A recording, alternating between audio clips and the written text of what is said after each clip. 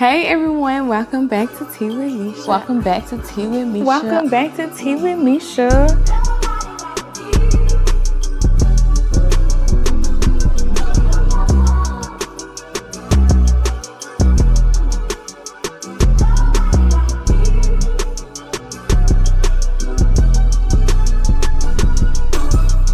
Hey y'all, welcome back to Tea with Mesha. I know y'all can't see, but I am drinking some tea today.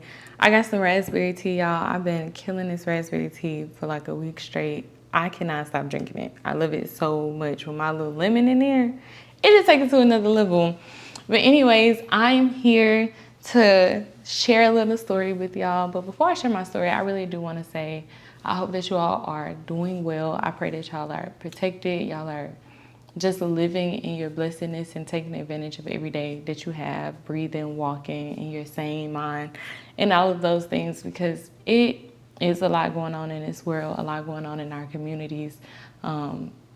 It's a whole lot going on, y'all. So stay prayed up, continue to put your shield on, and walk in confidence that the Lord is literally in control of all of this, and that there's a level of contentness and safety and peace that we get in knowing that.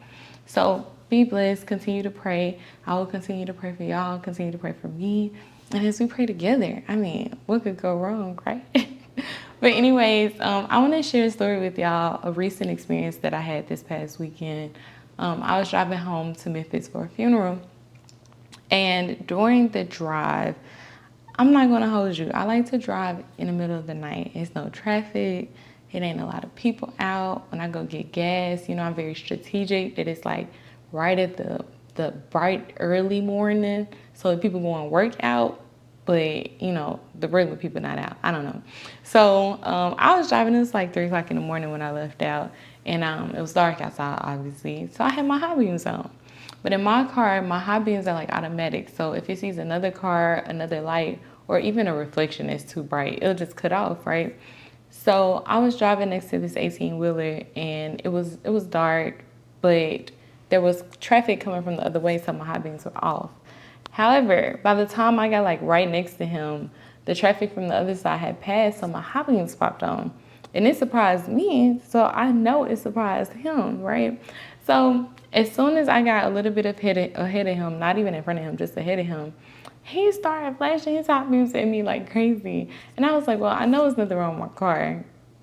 I mean, because I know there's a lot of people that probably would have did something.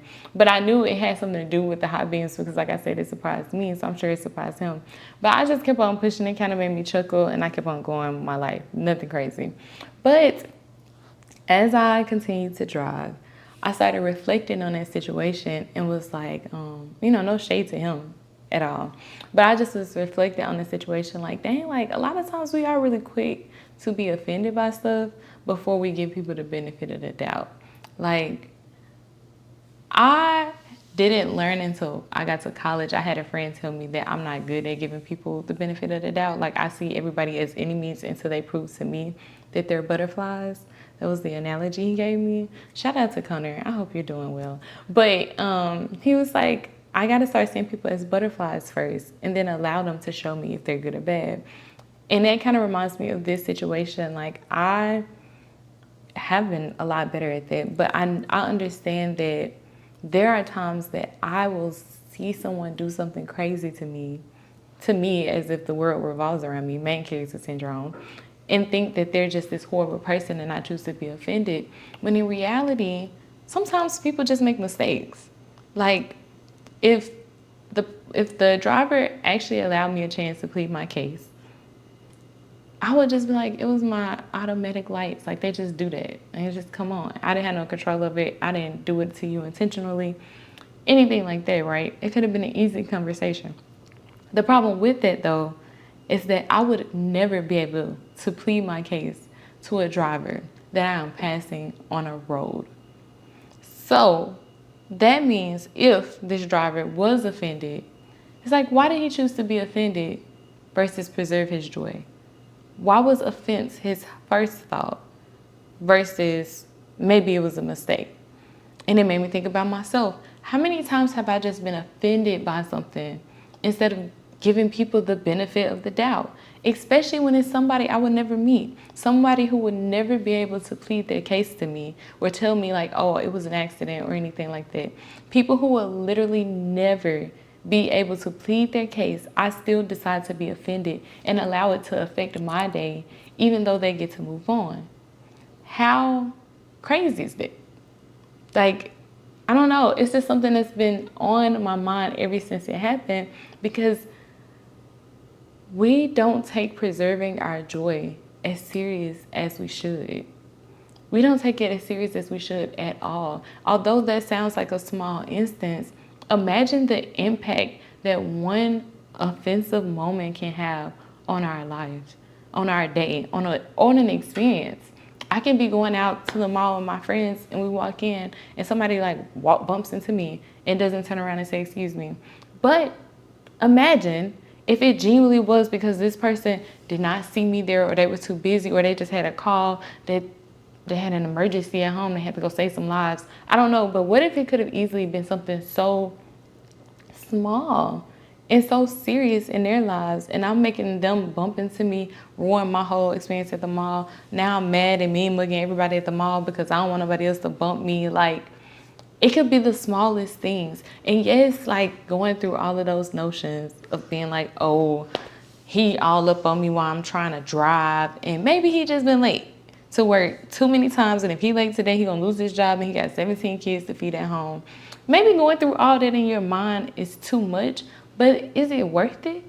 I would rather think myself into some empathy to preserve my joy for the day, for a moment, for an experience, than I would to just quickly be offended. Because why you driving all up on me like that? We all going the same speed. Yeah, but people make mistakes. People are also aware of the things that they're doing, but we do have flesh, just like we have spirit.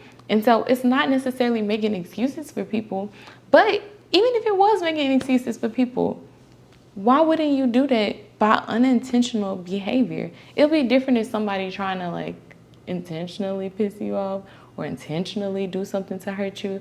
I'm not talking about that. I'm solely talking about things that we do not know about.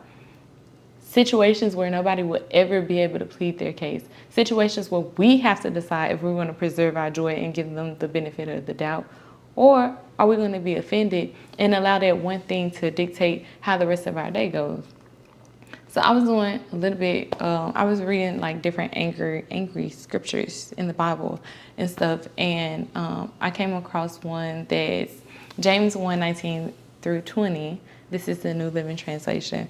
It says, understand this, my dear brothers and sisters, you must all be quick to listen, slow to speak, and slow to get angry. Human anger does not produce the righteousness God desires. So we've always heard this, be slow to speak and, be slow to slow to speak and slow to anger. No, I'm sorry, I'm messing it up. We've always been told to be quick to listen and slow to speak. But we don't often hear that slow to anger part. And I love that it says that human anger does not produce the righteousness God desires. Because when we're angry, we're never like, let me give you a hug. We're never like, let's just go hang out. No, when we're angry, we're ready to say what's on our mind. We're considerate of the other person's feelings. We don't have any boundaries. All of our right-mindedness just goes out the window. And it's not everybody. I'm not saying people don't know how to control their anger, but we control our anger for a reason. We have therapy for anger management classes for a reason. We have conversations with our anger. We're told to calm down for a reason, because when we're angry, it does not lead us right. So even the Bible says to be angry, but sin not, because anger is a natural thing we're going to experience, but it's going to lead towards sin. We have to be angry and figure out how to manage that thing. And if we can decide what's going to allow us to be angry and what's not, it's better to choose to not be angry. It's better to choose to have joy. It's better to choose to preserve that joy that we woke up with. Or even if we woke up on the wrong side of the bed, why would we make it worse by being offended by a complete stranger who probably did it intentionally or not? So what? You get to decide. You can lie to yourself. Oh, that was a mistake. They could have easily did it intentionally. But it's like, what? At what point does our sanity matter? At what point does our day matter? It's like, Waking up today is a blessing. Waking up this morning was a blessing. I have breath in my body. I can walk. I can hear. I can see, taste, touch. You know what I'm saying? Like, I have a sane mind. I got all these different things. Why on earth would I allow things to slowly strip away at me during the day? Because it's not like you got angry and then you went on about your day. That just adds to the list. Because if stuff keep happening, then by the time you get to lunch, you like, this just been a bad morning. I had this, that, third, and the fourth. Like, if you weren't keeping track, it wouldn't feel like a bad morning. We have to start making better decisions on what we're doing with our joy because we have it. It's something we have access to, but we don't take care of it. We don't steward it well. We allow things to come in and snatch our joy away. Ephesians 4:26-27 says, and don't sin by letting anger control you. Don't let the sun go down while you are still angry, for anger gives a foothold to the devil. My friends and I talk about this a lot. Well, as soon as you let the devil put his toe in your big door, and his big toe in your little door, and that little crack, he gonna take advantage of it. And when the devil shows up, he's coming to kill, steal, and destroy. That's just his job. That's on his resume, okay? And when we get angry, even if it's the smallest thing, that small thing can truly be the little last straw on the camel's back.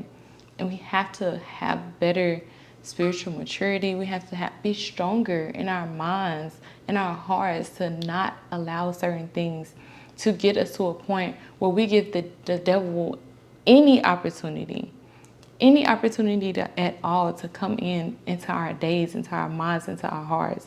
Even if it's the smallest thing, anything that would just ignite our flesh and make us feel all passionate because we angry. Like, slow down.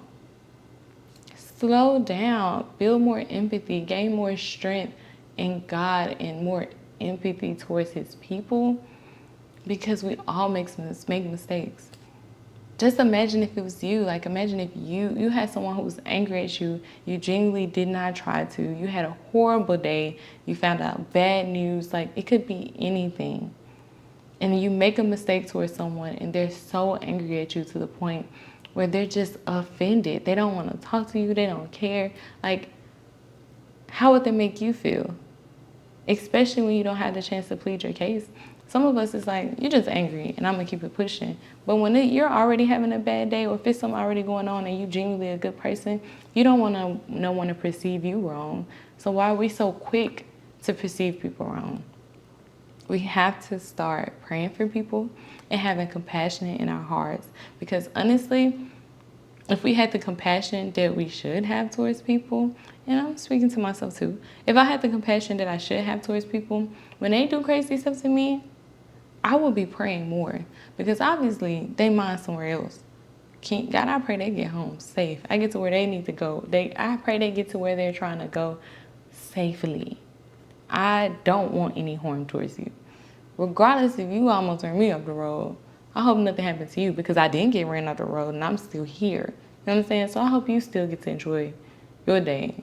You know what I'm saying? So if we had more compassion towards people and we were more loving towards people, we can save ourselves so much joy. We can actually preserve the joy that's in our hearts, the joy that God has for us, if we just go to him and just lay a lot of these burdens down. Like, y'all, preserve your joy, preserve your day. There's so much going on in this world.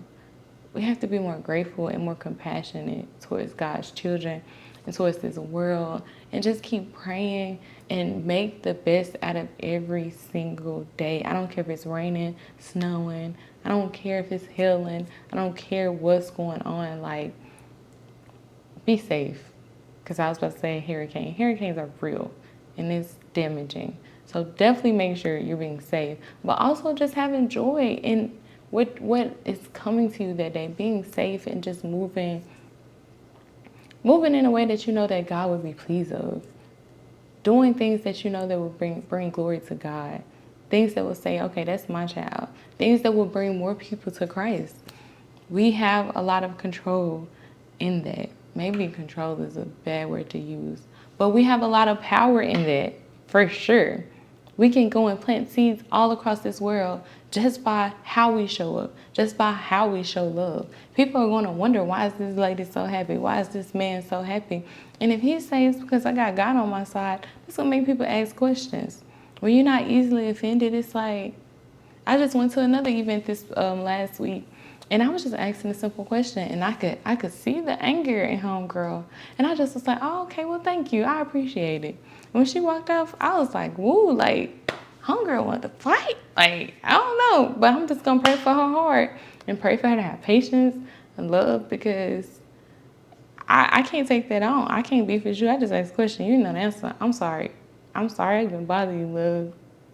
Be great. You know what I'm saying? So I say all of this to say, preserve your joy and make a choice. Make a choice to give people the benefit of the doubt more than you make the choice to be offended, especially when it's something you would never know the answer to. You get to decide what to do with that action, what to do with that situation, and think about what's more important to you. Think about yourself and think about what's going to hurt you and what's going to actually add value to you, what's going to add value to your day. But I will be back, y'all, because I've been reading Acts, and Acts has been kicking my butt. Like, I started Acts at the beginning of this year, took a break.